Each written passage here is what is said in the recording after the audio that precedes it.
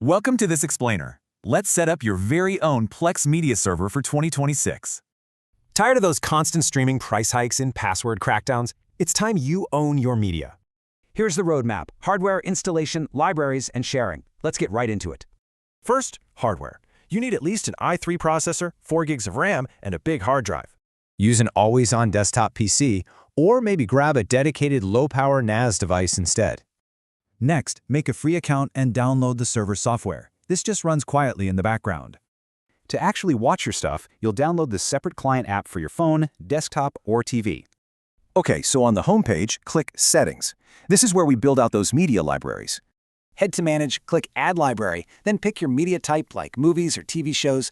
Now, direct Plex to your folders. Just a tip, avoid using a root drive, like your C drive.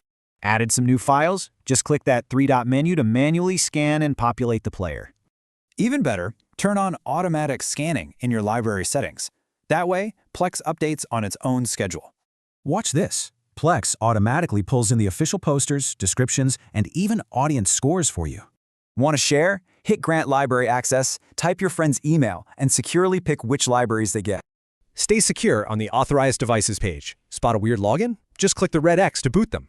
To stream outside your home, you'll need the Remote Watch Pass. It's $1.99 a month. There's also a $6.99 monthly Plex Pass for premium perks, like offline downloads. Totally optional, though. If streaming services vanish tomorrow, where do your movies go? Build a server and own your media.